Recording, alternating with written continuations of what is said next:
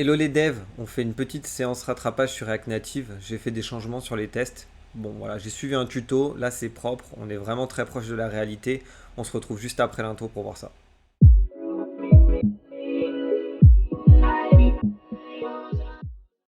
Alors, nous voilà sur le code. Donc je vais vous expliquer rapidement ce qui a été fait pour que vous puissiez comprendre et qu'on puisse reprendre plus tard facilement. Donc première chose que j'ai dû faire, c'est changer l'initialisation de mes tests par un composant, Mocked Navigator. Donc j'ai trouvé ça dans un tutoriel, je mettrai le lien en description. Et globalement, en fait, je retourne un composant complet ici. Donc ça ressemble un petit peu à ce qui a été fait, sauf que j'appelle pas le render. Et où je vais lui passer le navigation container et des stacks. D'accord. Donc ça veut dire que je simule concrètement React Native. Enfin, j'utilise, c'est même pas je simule, c'est que j'utilise la navigation directement dans mes tests. La seule chose que je dois mock, c'est les animations. Donc ça veut dire qu'à partir de maintenant, je vais utiliser le Mocked Navigator et en fait je vais lui passer le composant que je souhaite render. Ensuite, deuxième changement qui a été fait, c'est qu'ici je lui passe donc la navigation et donc ça me permet d'appeler simplement navigate ici. Et donc navigate appartient à React Native Navigation, donc la librairie, et ça me permet de naviguer totalement normalement. Par contre, au niveau des changements que j'ai fait, c'est comme j'utilise maintenant le Mocked Navigator avec la navigation, ça me permet d'utiliser les hooks au lieu d'utiliser les props, ce qui se retrouve à être vraiment plus proche de ce qu'est React 17 et du React, on va dire, qui est récent.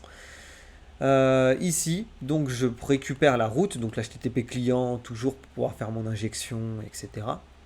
Et ici, donc j'utilise le use navigation pour pouvoir récupérer mon instance de la navigation. D'accord. Donc je vais récupérer soit une réelle navigation, soit autre chose grâce au mock. Et là, on va aller voir à quoi ça ressemble dans les tests.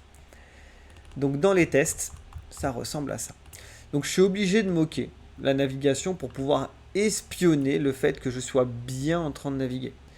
Donc, vous voyez qu'ici, je lui dis que le module que je suis en train de mock, c'est du React Navigation native.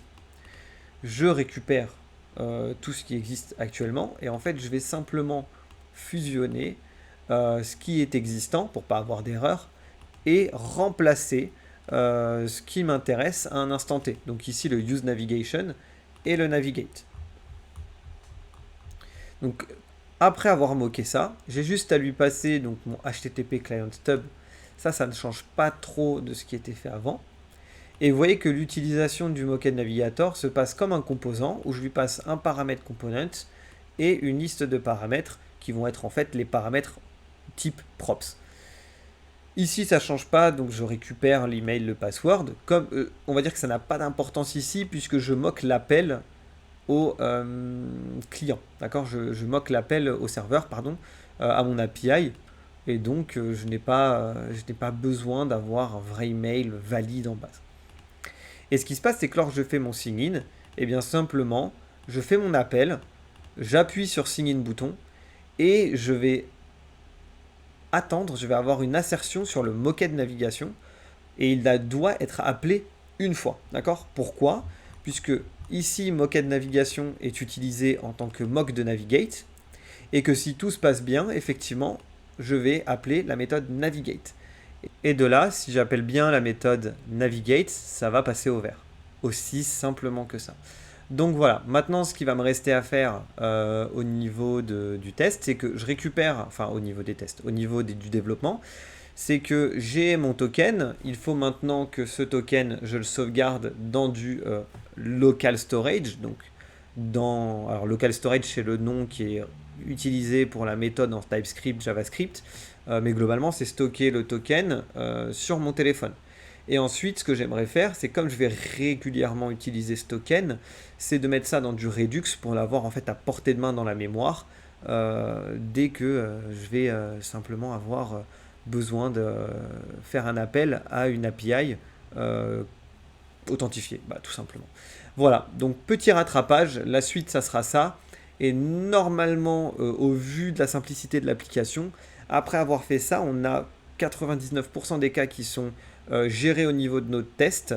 Donc on aura juste à utiliser ce qui existe déjà et à faire du design. Donc La mise en place, surtout avec le temps que j'ai, paraît extrêmement longue, mais c'est un petit peu le classique. Au début, on tâtonne et ensuite on va rentrer dans une vitesse de croisière, pardon, une vitesse de croisière qui va nous permettre de développer beaucoup plus vite et surtout sans revenir régulièrement sur des petits bugs assez stupides en général dans la durée, dans la vie du projet.